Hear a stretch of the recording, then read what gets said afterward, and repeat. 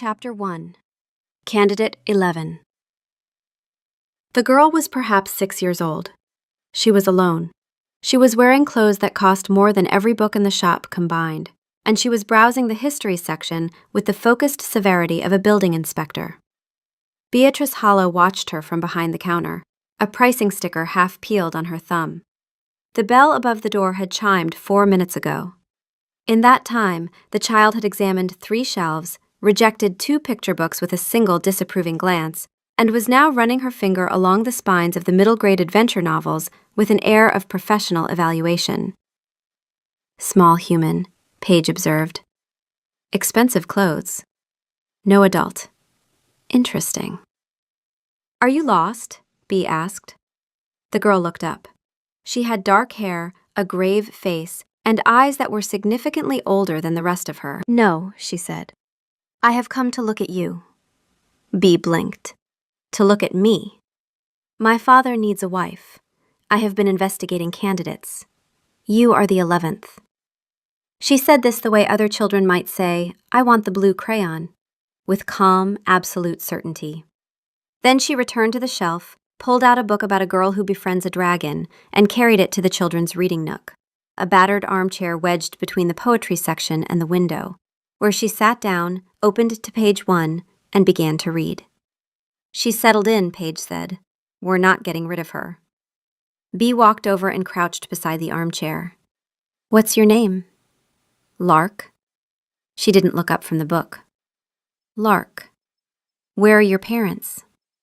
My mother is dead. My father is at the castle. He doesn't know I'm here. She turned to Paige. The guards will realize I'm gone within the hour. They are not very observant. I have tested this. The bottom dropped out of Bea's stomach. The castle, the fine clothes, the dark hair and the grave, measuring eyes. You're Princess Lark, Bea said.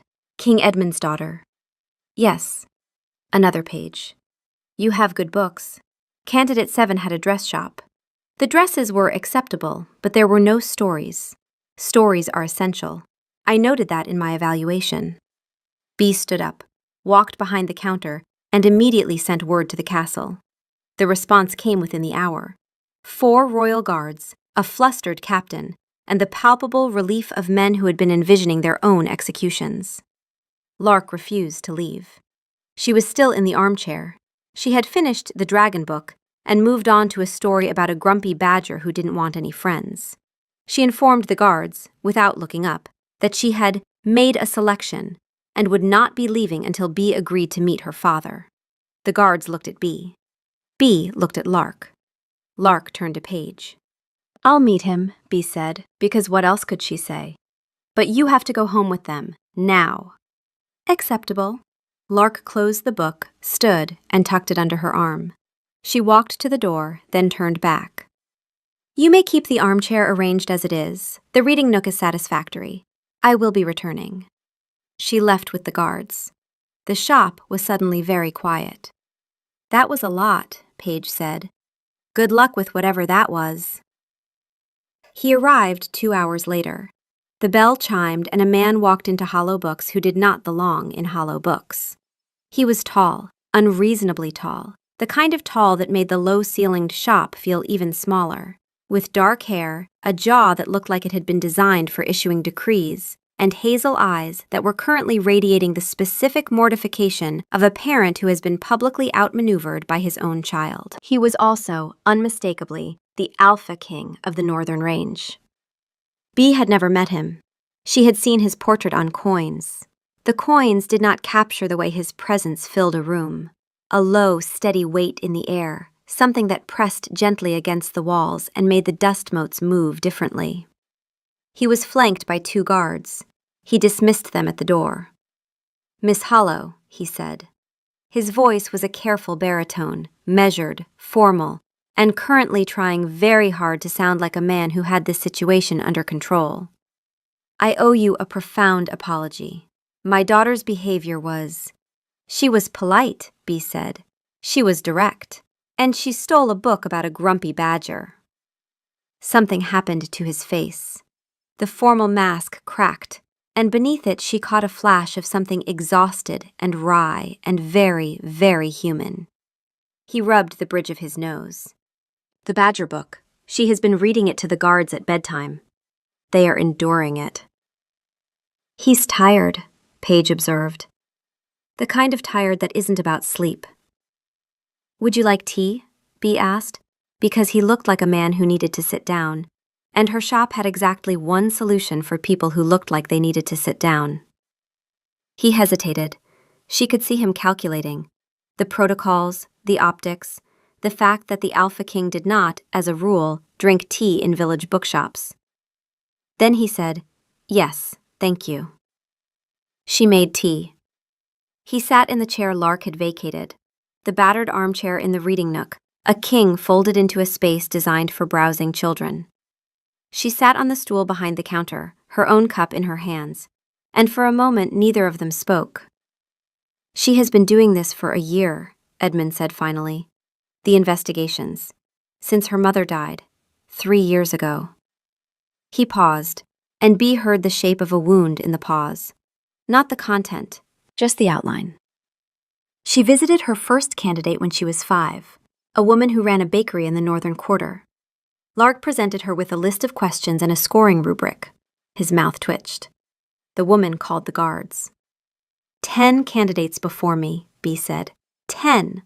A florist, a dressmaker, a school teacher, a healer, 2 merchants, a farrier. A farrier? Lark was going through a hoarse phase. He looked into his tea. "I tried to stop her. At first. I told her that choosing a wife wasn't something a child should be managing. She told me I was not producing results independently, and that she was optimizing the process. She was 5. Bee laughed. It came out before she could stop it. A real laugh, the kind that startled the dust off the shelves. Edmund looked up, and something in his expression shifted, opened, briefly, like a window, then closed again. They talked for 2 hours. He told her about Lark, about her gravity, her relentlessness, the way she processed her mother's death not through tears but through systems, evaluation criteria, investigation protocols. A 6-year-old building structure around grief because no one had shown her another way. "She keeps a notebook," Edmund said. "Every candidate has an entry, scores, observations, strengths and weaknesses. She has categories for voice quality, story knowledge, and something called general vibes, which she refuses to define." How did the farrier score on general vibes? 3 out of 10. The horse phase was not enough to overcome what Lark described as insufficient warmth. He paused. "She's not looking for a mother. Not exactly. She's looking for a specific thing she can't name, and she'll know it when she finds it. I don't know how to tell her that the thing she's looking for might not exist." Bee was quiet for a moment. Then she said, "It might, though. You don't know." He looked at her, and the vulnerability in his expression lasted exactly 2 seconds, before the king reassembled itself. But Bee had been watching people from behind a counter for a decade. 2 seconds was more than enough. She told him about the shop, how she'd built it from nothing, how the children's section was the heart of it, how she believed that stories were the way most people learned how to feel. A child who reads a book about a grumpy badger who doesn't want friends is learning something they can't learn any other way, she said. They're learning that wanting connection is scary. They're learning that the badger is lying when he says he's fine. They're learning to recognize the lie in themselves. Edmund was very still. He was doing the thing that powerful people rarely did, listening without preparing a response, just taking it in.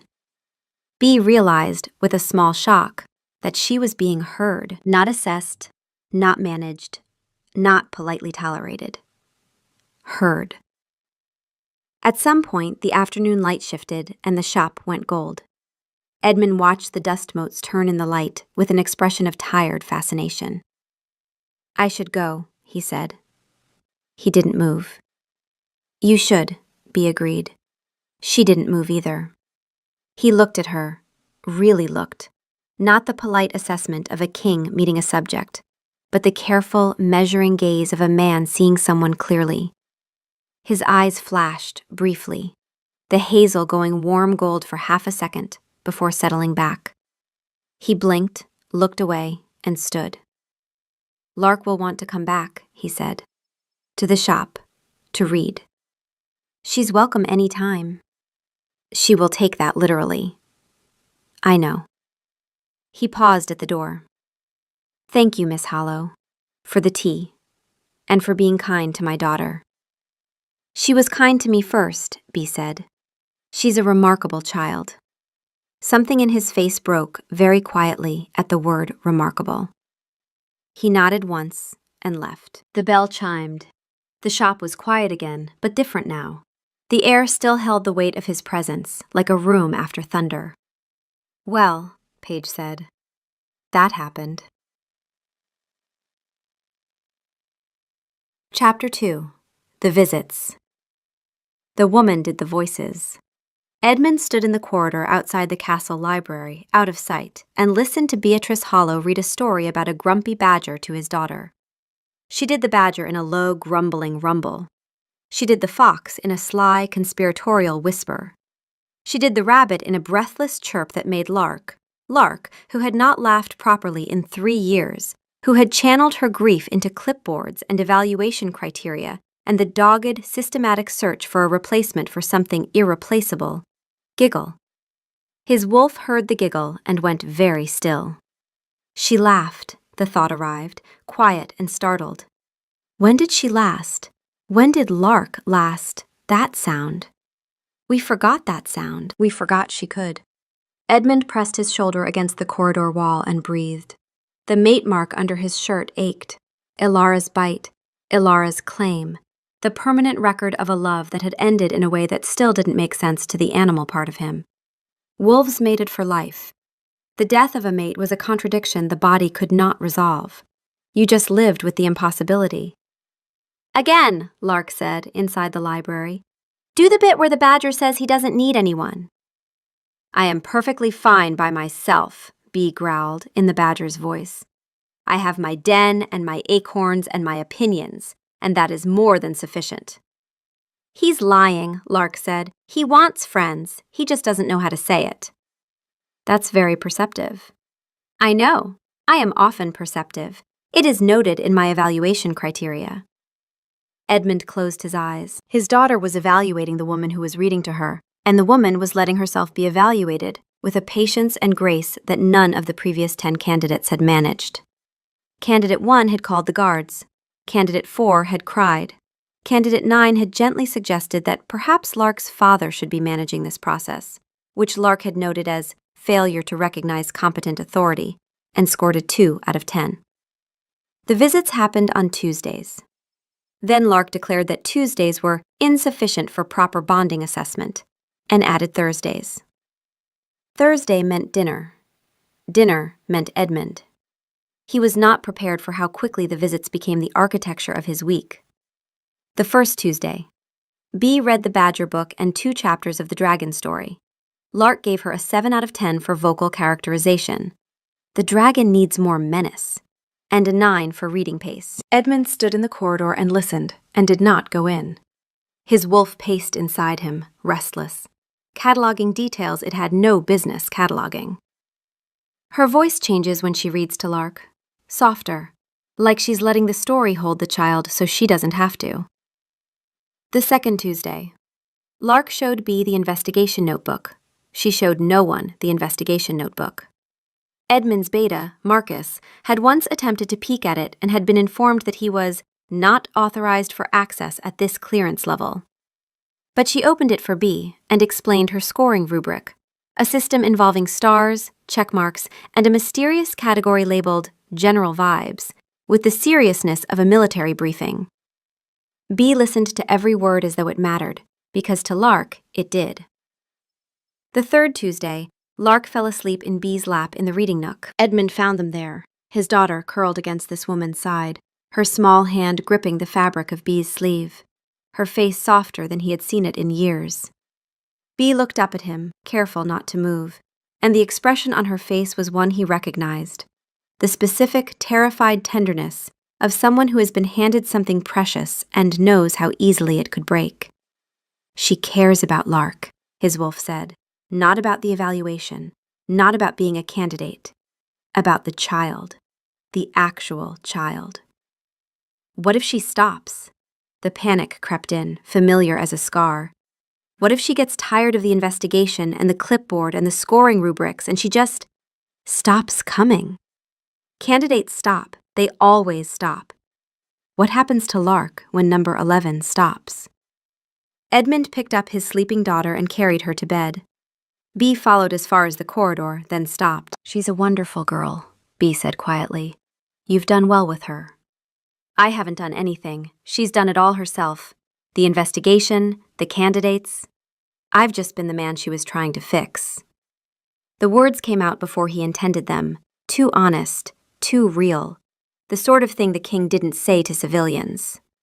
Bea looked at him with an expression he couldn't read, nodded once, and left.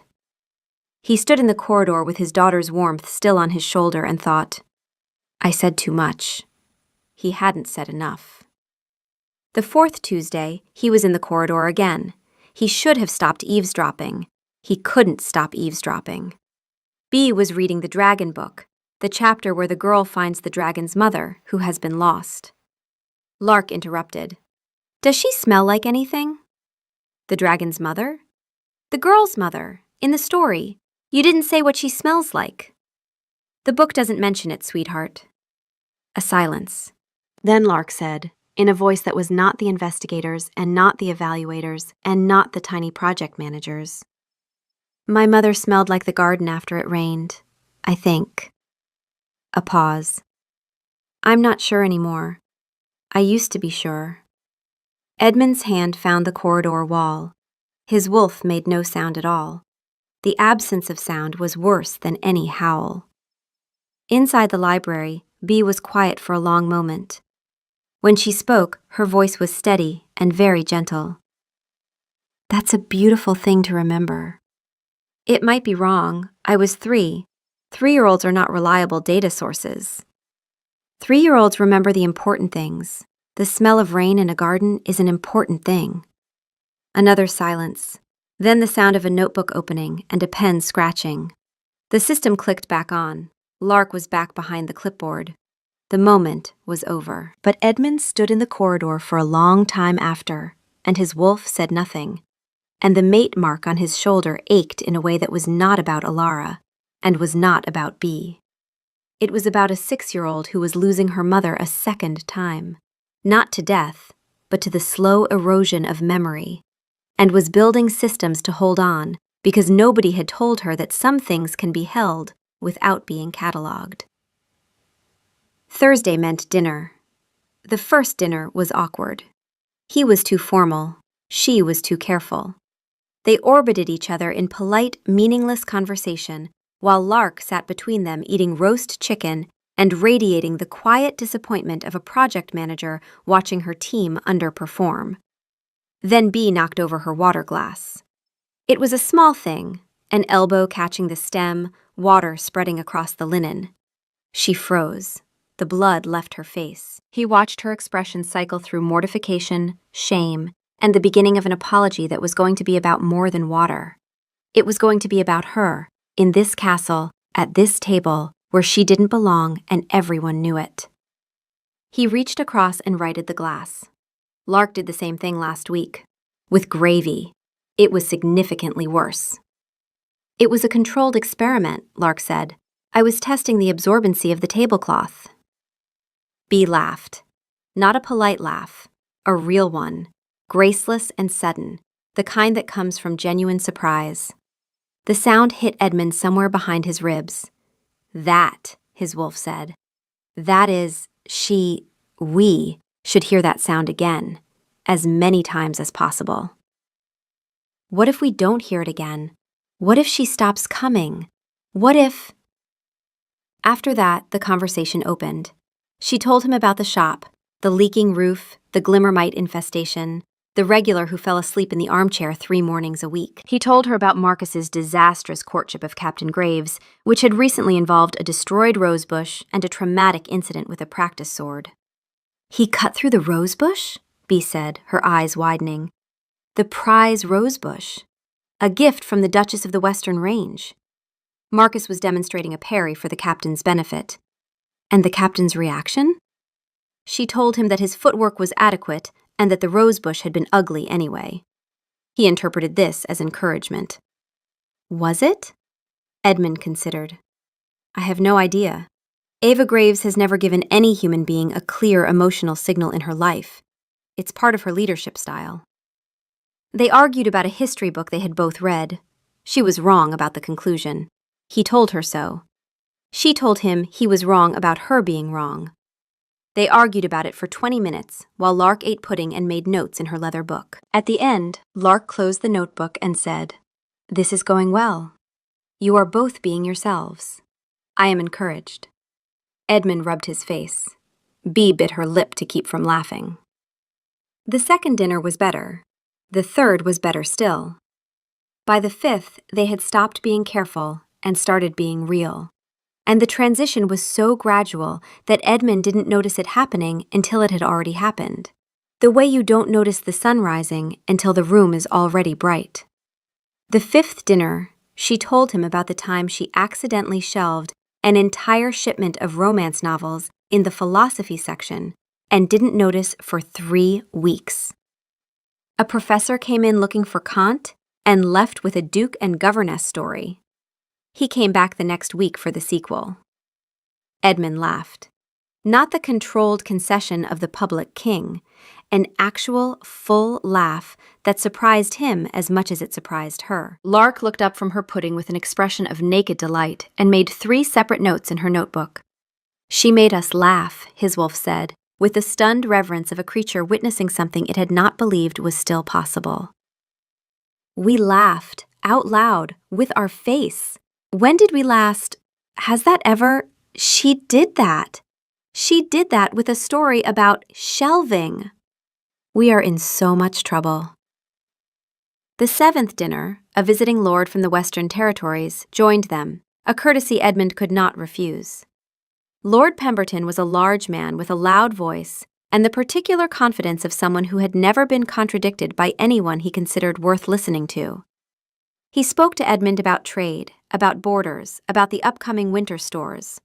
He spoke past Bee entirely, as though she were a decorative element of the dining room, until she corrected him. He had cited a figure, the grain yield from the eastern villages, a number Edmund recognized as wrong. Bee said, mildly, without looking up from her plate, "That's last year's figure. This year's yield was 12% higher. The eastern cooperatives expanded their planting after the late frost." The table went quiet. Pemberton looked at her for the first time, the slow, assessing look of a man recalibrating the category he had filed her in. "The bookshop owner," he said, and the words carried the weight of everything he thought about bookshop owners at the king's table. Something happened in Edmund's chest. A low, involuntary sound, not a word, not a cough, a growl. Short, animal, entirely unintended. It rumbled through the room like distant thunder, and every person at the table heard it. Lark's eyes went wide. Pemberton's hand tightened on his wineglass. Marcus suddenly found his bread very interesting. Bee looked at Edmund. She had heard it. She had felt the air change. Her eyes moved to his, hazel gone to gold at the edges, the wolf pushing forward, the human barely holding the line. She held his gaze for exactly 2 seconds. Then she returned to her plate, the corner of her mouth doing something she wouldn't allow to become a smile. The dinner continued. Pemberton did not speak past Bee again, but Edmund saw something he hadn't expected. When the growl happened, when the sound left his chest and filled the room, Bee's reaction was not entirely human. For a fraction of a second, her body went still in the particular way wolves go still. Not frozen, poised. Her chin dipped, her head tilted a degree to the left, and her brown eyes caught the candlelight at an angle that turned the gold flecks in her irises briefly, unmistakably bright. It lasted less than a second.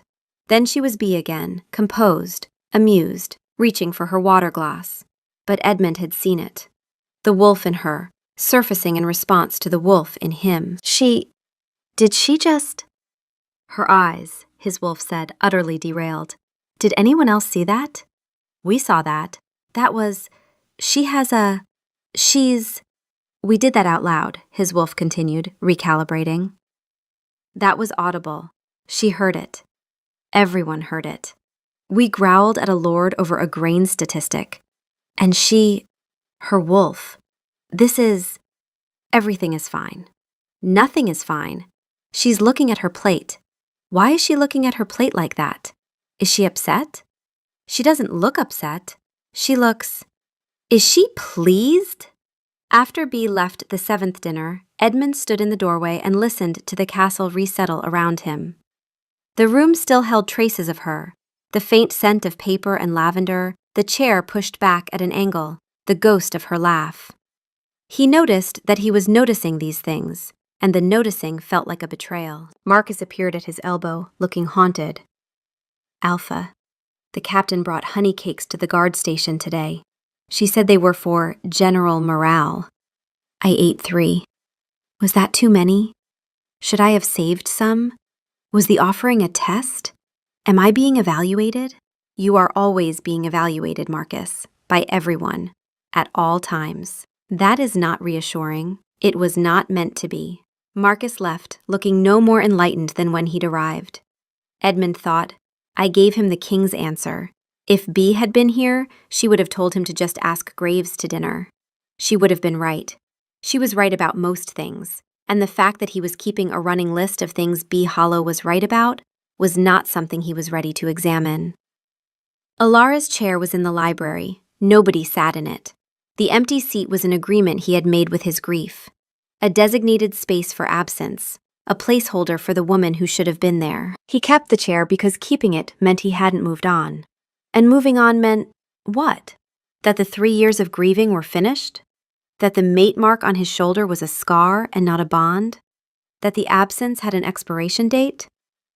She makes Lark laugh, his wolf said, very quietly. That is not a betrayal. That is not moving on.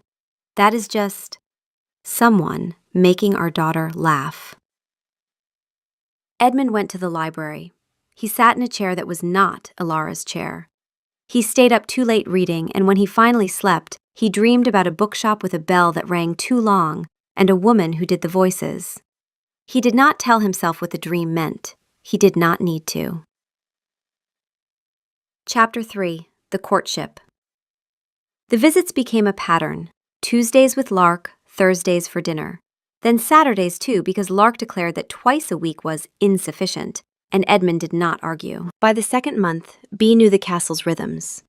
She knew which corridors echoed and which ones swallowed sound. She knew that Marcus was desperately in love with Captain Graves and had no idea what to do about it. She knew that the kitchen staff saved her the good bread because Lark had informed them that Candidate 11 requires adequate nutrition. She knew that Edmund drank his tea black, that he read late, and that he had a dry, devastating sense of humor that surfaced only when he forgot to be the king. A precision wit that landed like a thrown knife and was gone before you could confirm it had happened. He would say one exact thing, perfectly timed, and then return to his tea as though nothing had occurred. She caught every one. She would never tell him she caught every one. One Thursday, she arrived early and heard his voice through the council chamber door. Not the evening voice, not the library voice, but the other one, the king's voice. A trade lord from the Western Territories was pressing for concessions, his tone increasingly aggressive. Edmund let him talk. He let the man build his entire argument, brick by careful brick, until the lord was flushed with confidence and certain of his position. Then Edmund said one sentence, quiet, precise, devastating, that dismantled the argument so completely the lord sat down without speaking again. Bee stood in the corridor with her heart doing something complicated. She had known he was powerful.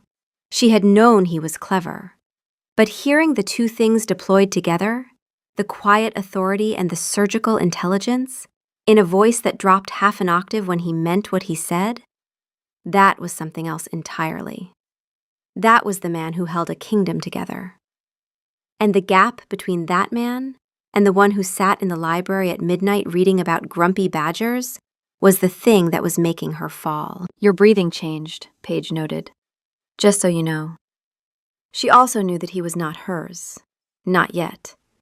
Maybe not ever. The ghost of Alara lived in the castle, the way the geothermal steam lived in the corridors. Invisible, pervasive, warm. A portrait in the east wing that Bea had never been shown, but had found on her own. A chair by the fire that no one sat in. The way Edmund's hand sometimes went to his chest, absently, pressing against the mark beneath his shirt. He had been mated once. The scar was a fact of his body, permanent, visible when his collar shifted. A record of a love that had ended in a way love was not supposed to end. Bea did not ask about Alara. She did not compete with Alara. She sat in other chairs and poured tea from Alara's teapot, and read stories to Alara's daughter, and tried not to calculate whether she was filling a position or building something new. She learned the castle by its absences. The chair nobody sat in, the east wing corridor where the servants lowered their voices, the particular way Lark said, "My mother," casually, as though handling a familiar object, but with a tightness around the word that said the object still had sharp edges. And she learned Edmund by his two modes. In council, in public, in any room with more than 3 people, he was the king. Formal, measured, the careful baritone and the squared shoulders and the level gaze that could hold a room still. But after dark, when Lark was asleep and the public version was put away like a coat, a different man appeared. This Edmund sat with his collar undone and his sleeves pushed up and said exactly one devastating thing per evening, timed so perfectly that Bea never saw it coming and always remembered it afterward. "You do that on purpose," she told him once, after a remark so precisely funny that she'd choked on her tea. "Do what?" The thing, the one line. You set it up and then you just deliver it and go back to your reading as though you didn't just say the funniest thing anyone said to me in a month." He looked at her over the top of his book. His expression was entirely neutral. "I don't know what you're talking about." "You're doing it right now." "Doing what?" She threw a cushion at him. He caught it without looking up from the page. His mouth did not move. But his eyes were warm, and the warmth in them was not the king's, and not the widower's, and not the father's. It was just Edmund's, and it was aimed at her. "Your heartbeat did the thing again," Paige noted. "The thing you keep pretending doesn't happen." There were other moments, small ones, invisible to anyone who wasn't paying attention, which Bea was, which she couldn't stop being. The evening he passed behind her chair and his hand rested on her shoulder for exactly 2 seconds. Long enough to feel, short enough to deny. His fingers were warm through the fabric, and she was aware of the size of his hand, the weight of it, the way her entire body oriented toward the contact like a compass finding north. When he withdrew, the spot where his hand had been stayed warm for minutes. The afternoon she reached for a book on a high shelf, and he reached at the same moment, and their hands overlapped, and she could smell him, clean linen and cedar smoke, and something underneath that was just skin, just him, the specific warm scent that she had started recognizing before she saw him, that announced his presence in a corridor before he turned the corner. Neither of them moved for a beat too long. His thumb shifted fractionally against the back of her hand. Then he stepped away and said something about the book's binding that she did not hear because her blood was roaring. The dinner where a servant dropped a tray and the crash made everyone flinch. Everyone except Edmund, who went still. Not a human stillness, something older, something predatory. His entire body locked into a focus that made the air around him change. His head turned toward the sound with a precision that was not quite natural, and his eyes were gold for 3 full seconds before the hazel returned. Bea watched it happen from across the table and thought, there is a wolf in there, right beneath the surface, watching everything I do. The thought should have frightened her. It didn't. The dinner where Lark fell asleep at the table and Edmund carried her out and came back, and in the doorway he stopped and looked at Bea sitting in the candlelight with an expression on his face that she could have read 1,000 ways and chose to read as, stay. She stayed. She always stayed. She stayed later than she should have and walked home through the dark village with her heart beating in a rhythm she recognized from every romance novel she had ever shelved and sorted and privately, quietly loved. Something in her, not Paige, not the wolf, just the deepest layer of herself, was beginning to hum, a low warmth that flared when he was near and dimmed when he wasn't. Not a bond, not yet. Just the precursor, the feeling of a feeling, forming. "You're in trouble," Paige said on one such walk. "You know that." "I know. The last time we wanted something this much, we opened the bookshop. That worked out." "This is different." "Is it?" She didn't answer. The night was cold and the stars were sharp, and she was 24 years old and falling in love with a man who might not be able to love her back, and the falling was the most terrifying and most alive thing she had ever felt. By the third month, putting Lark to bed had become part of the routine.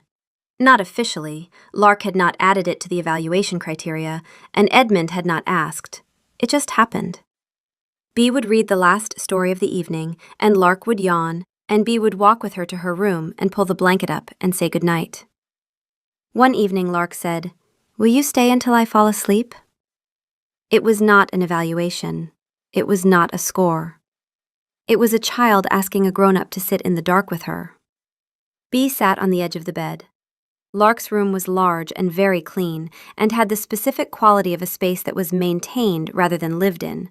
Too tidy for a 6-year-old, as though the tidiness was another system, another way of controlling a world that had proven uncontrollable. "Bea. Candidate 4 used to brush my hair, before the evaluation failed." A pause. "She was nice. She just smelled like sad flowers. I'm sorry she didn't work out." It was a compatibility issue, not a character flaw. Lark was quiet for a moment, then, "None of them stayed long enough." "She's not talking about Candidate 4, Paige said.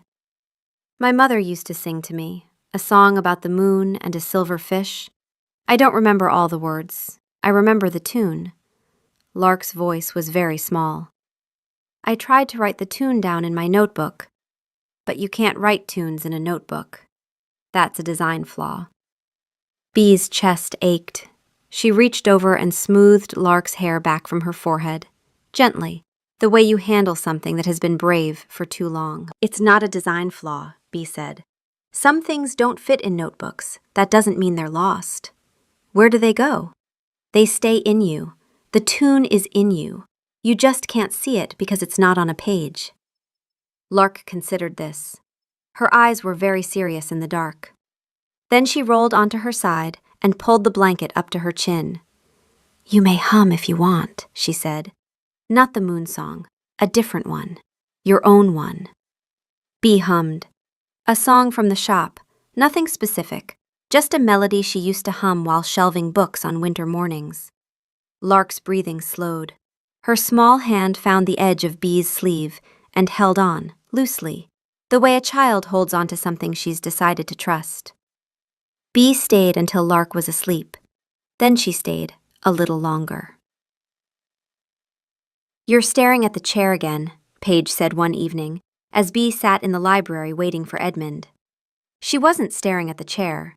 She was staring at the question it represented. Was there room in this man's life for someone new? Or was she just occupying the margins of a story already told? "You're overthinking," Paige said. "He looks at you differently now. Even I notice, and I am barely paying attention." Edmund came to find her, the king putting himself away for the night, collar loosened, stride softer, the public performance dissolving into the private man. He sat across from her. For a while they just existed in the same room, reading, not talking, and the silence between them was the kind that didn't need filling. "Bea," he said quietly. She looked up. His face was unguarded in the firelight, the expression he only wore late at night, when Lark was asleep and the castle was still, and he allowed himself to be Edmund. "Lark's evaluation notes," he said. "She shows them to me. For every candidate." A pause. "I thought you should know what she wrote about you." "You don't have to. Candidate 1. Makes good bread but has no interesting opinions. Candidate 4. Smells like sad flowers. Candidate 7. Told me stories are for bedtime. Incorrect. Stories are for all the time. He looked at her, and the steadiness of his gaze was a hand held out across a distance. Candidate 11. Owns many books, knows stories with dragons and clever girls, does not talk to me like I am a baby, can reach the high cookie jar. Her eyes crinkle when she smiles. She made Daddy's eyes not look like a rainy day. B stopped breathing. The fire crackled. The room was very warm and very quiet. That's what she wrote? B whispered. That's what she wrote. His hand was on his armrest. Hers was on hers. The space between them was small enough to cross and vast enough to get lost in. She felt the warmth of him. Not the mate bond, not yet. Just the specific, impossible warmth of two people who might be beginning something neither was brave enough to name. His fingers moved, not far, just to the edge. He reached across the gap, slowly, giving her every chance to withdraw, and laced his fingers through hers. The contact was gentle and devastating. His hand was warm and slightly rough, and it closed around hers with a care that was almost painful. She felt his pulse. She felt hers, answering. Something deep in her, the part older than language, recognized this as important. Not a thunderclap, just the quiet click of something fitting. Then footsteps in the corridor, a servant approaching. He released her hand smoothly, the king returning. The servant entered, delivered a message, departed. But her hand was warm for a long time afterward. Took him long enough, Paige said. I've been watching him work up to that for 6 weeks. Chapter 4. The Chair. Edmund Wolfhart sat in his study at 3 a.m, unable to send a letter he had already written. You should sleep, his wolf said. You haven't slept properly in 4 days. Your judgment is impaired. You are going to do something wrong. You always do something wrong. What if this is the wrong that ruins everything? The letter was to be. It canceled Thursday's dinner. It cited matters of state. There were no matters of state. There was only the fact that 2 nights ago, in the library, he had held her hand, and the feeling of her fingers lacing through his had been so precisely, devastatingly right that it had broken something in him he thought he had already broken. He had loved Alara, completely, permanently, in the way that marked itself into your body and stayed after the person was gone. The scar on his shoulder still ached some mornings, not with pain, but with the terrible specificity of a body remembering what the mind was trying to move past. And now there was B. B with her crinkled eyes and her useless armchair and her absolute refusal to be impressed by him.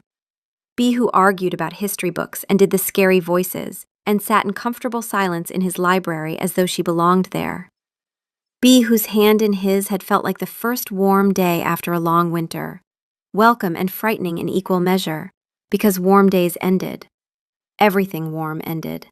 Everything he loved ended. She is not ending, his wolf said, with the desperate precision of an animal watching a trap close. She is here. She keeps coming back, every Tuesday, every Thursday, every Saturday. She does the voices, all the voices. Lark laughs. When did Lark last laugh before her? We cannot do this. We cannot pull away from this. If we pull away... Edmund pressed his forehead against the desk. The truth was simple and unbearable. He was falling in love with Beatrice Hollow. And falling in love felt exactly like falling. The ground was gone. The careful architecture of grief.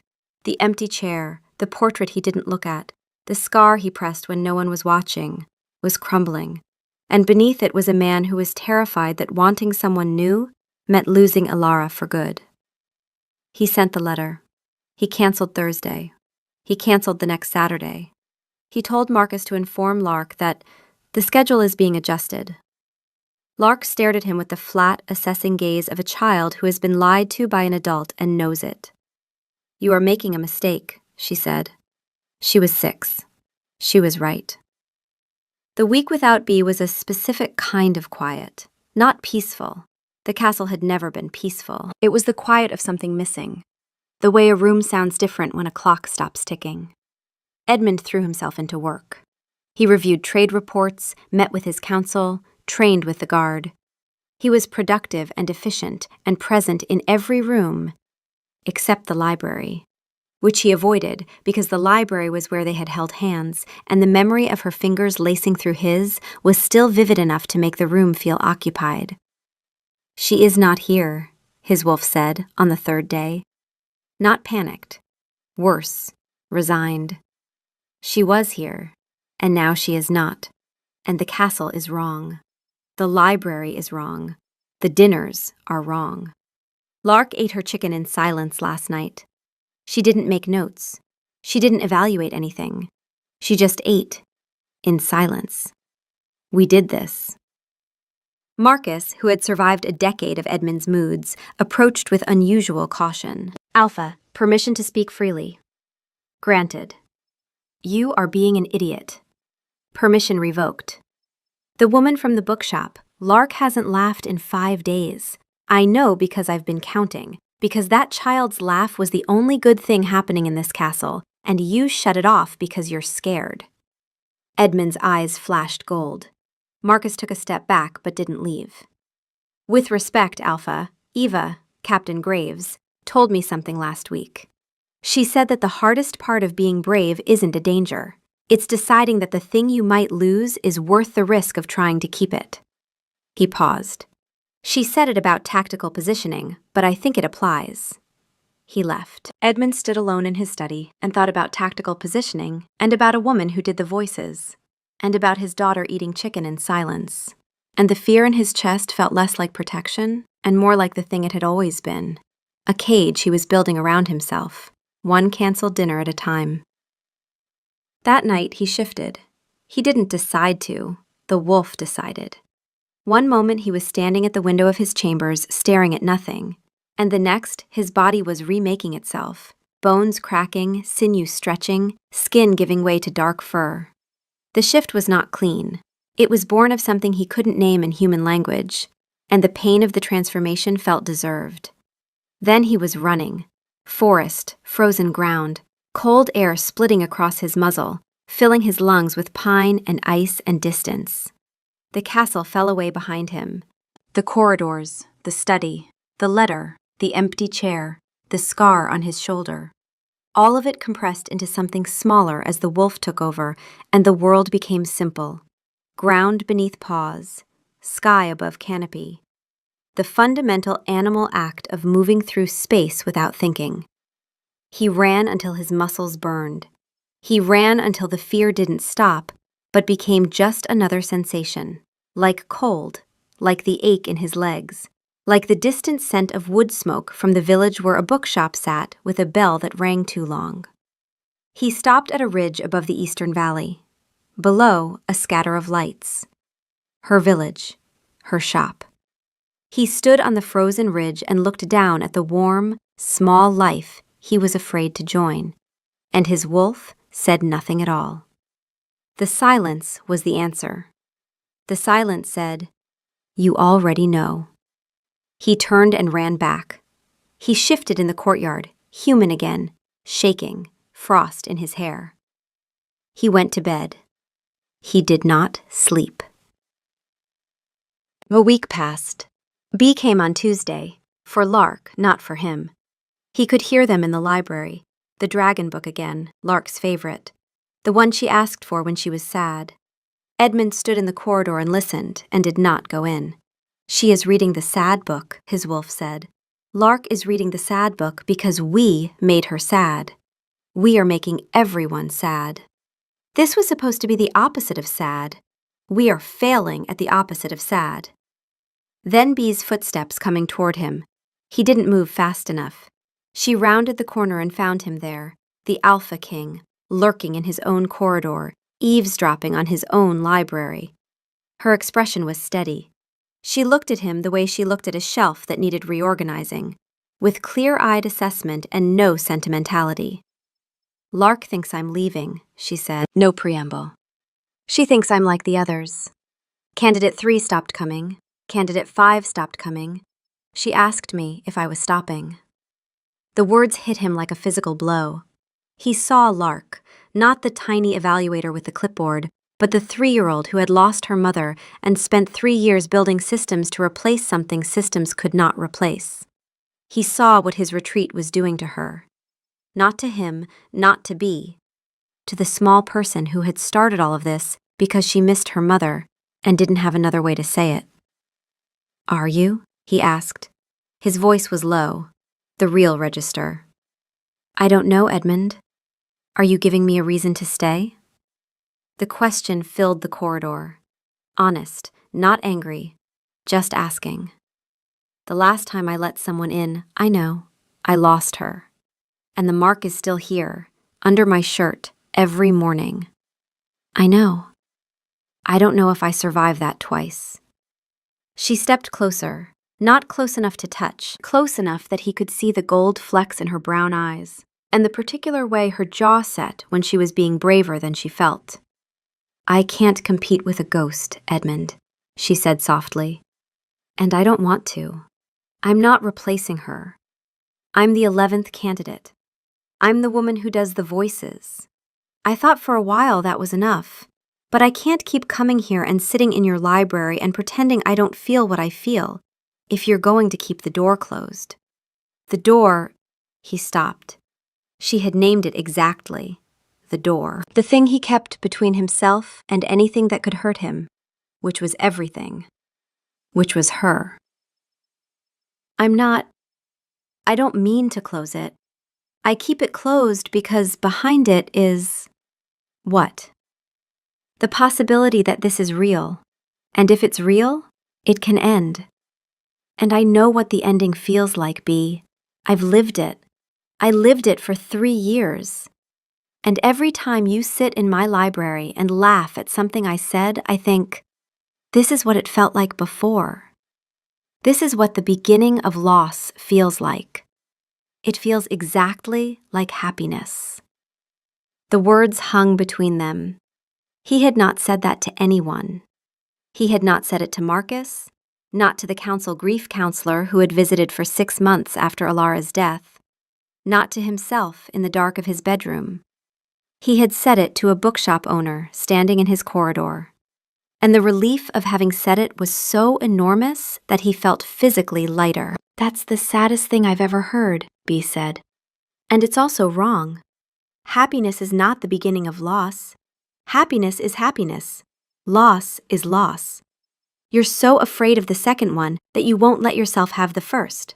And you're making your daughter eat chicken in silence because you can't tell the difference." He flinched. She was right. She was always right. His wolf made a sound like a whimper. "What do you feel?" he asked. "I feel like I'm falling," she said. "And I don't know if you'll be there." "Be there," his wolf whispered. Not panicked, not catastrophizing, just certain. Be there. We have to be there. She is falling, and we have to. "I'll be there," Edmund said. He kissed her in the corridor. Not a grand gesture, just the distance between them closing, his hands framing her face with a tenderness that shook, her mouth warm against his, the specific and unrepeatable rightness of choosing someone and meaning it. She kissed him back. Her hands gripped the front of his shirt. His wolf made a sound that was not a word, just a vibration, low and sustained, the sound of something that had been braced for catastrophe and found instead that the world was not ending. The world was beginning. "She kissed us back," his wolf said, spiking for the first time in weeks into full, undiluted, all-caps volume. "She kissed us back. This is the best thing that has ever happened. Do not ruin this. Do not let go. Hold on. Hold." He held on. Chapter 5. Separately. He came to the bookshop on a Thursday. Bea was shelving returns when the bell chimed. She looked up and he was there. No guards, no lark, no formal appointment. Just Edmund, in a coat she'd never seen, carrying a book.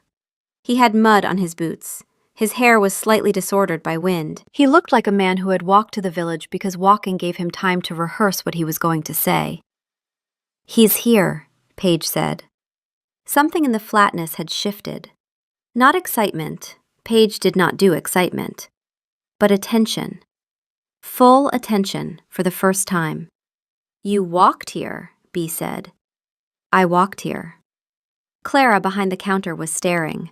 B gave her a look. Clara went to the back room. The bell above the door was still ringing. It always rang too long. The mechanism had been loose for years. And in the sudden quiet of the shop, the sound filled every corner. Edmund held out the book. Old, beautifully illustrated, the spine cracked from use. She took it. The Badger Who Didn't Want Any Friends, first edition. I found it in a bookseller's catalog in the capital, he said. It took 3 weeks to arrive. It's for Lark. He paused. But that's not why I'm here. He stepped forward. The shop was small and warm and smelled like paper and cedar and the lavender soap she used. And all of it, every shelf she'd built, every stool she'd sanded, every afternoon of sitting behind this counter and listening to people and remembering their names, was the thing he was choosing. Not the castle, not the crown. Her shop, her world, her. I have been carrying my grief like a door, he said. His voice was quiet. The register she knew, the one with no armor, the one that was just Edmund. A closed door. I closed it to keep Alara in and everything else out. And I let my fear hurt you. And I let it hurt Lark. And I have been hiding behind a loss instead of living alongside it. She watched him. He was doing the thing that cost him, the visible effort of a man who had spent 3 years in control, choosing to set the control down in a bookshop that smelled like cedar. B. My daughter walked into this shop and selected you from a field of 11 candidates because you do the voices and you can reach the cookie jar, and you made my eyes not look like a rainy day. He took her hand. His fingers were cold from the walk and warm beneath, and they closed around hers the way they had in the library, carefully, as though she were something he could not believe he was allowed to keep. My daughter selected you, he said. I have selected you separately. We are both very sure. The words separately cracked the last wall she had built, the one made of being candidate 11, of being the bookshop owner, of wondering whether she was chosen or just approved by committee. Separately. He had chosen her on his own, not for Lark, for himself. Is that a proposal? She asked.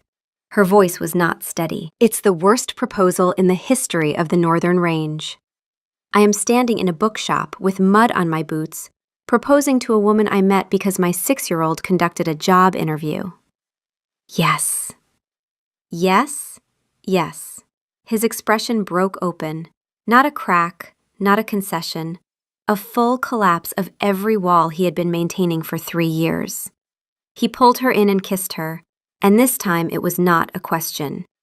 His arms around her, the book pressed between them, the bell still ringing because nothing in this shop worked properly, and everything in this shop was exactly right.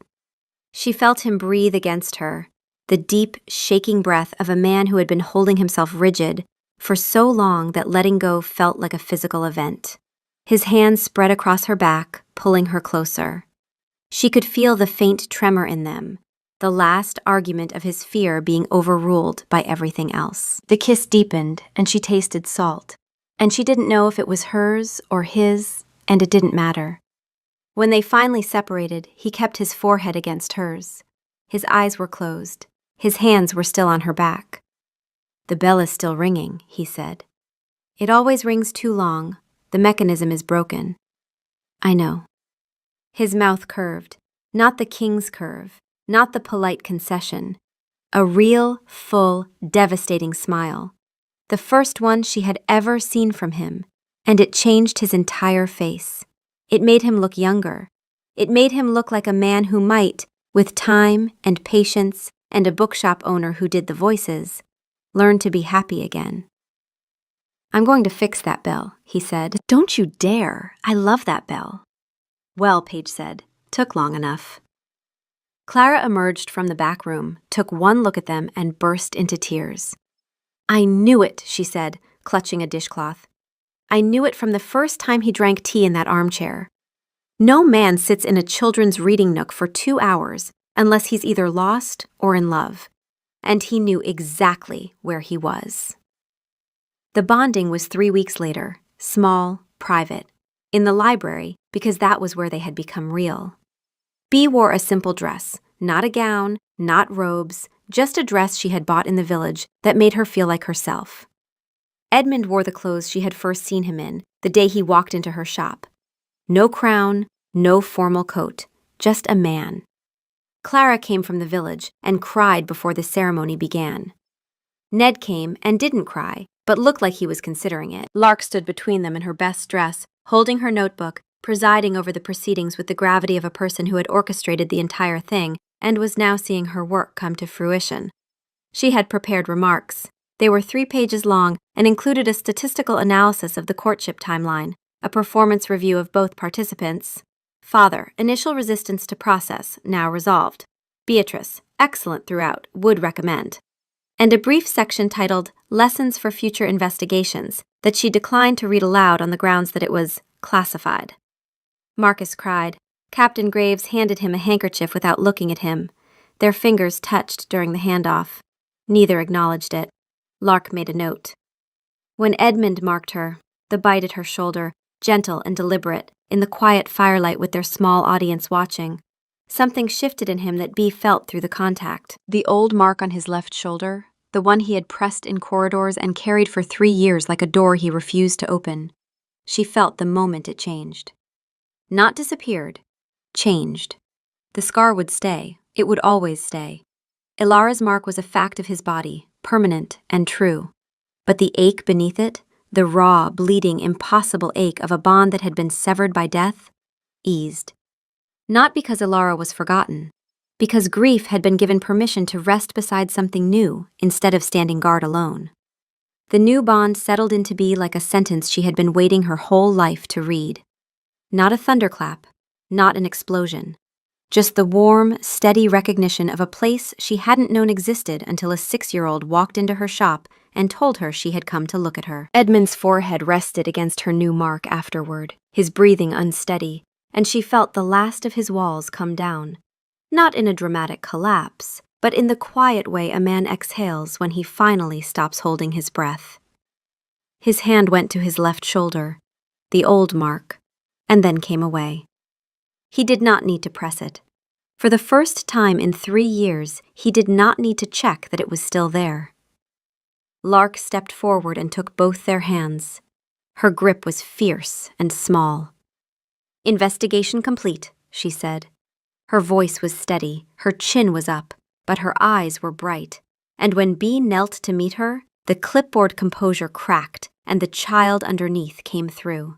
The girl who remembered a garden after rain and a song about the moon, and a mother she was losing to the slow theft of time. Lark pressed her face into Bea's shoulder, her small arms locked around Bea's neck. She didn't cry. She held on. The force of it said everything her evaluation criteria couldn't. Bea held her back. She breathed in the scent of Lark's hair, clean, warm, faintly sweet from the soap the castle used. And she thought of a woman she had never met who had smelled like a garden after rain. She thought of a tune that couldn't be written in a notebook.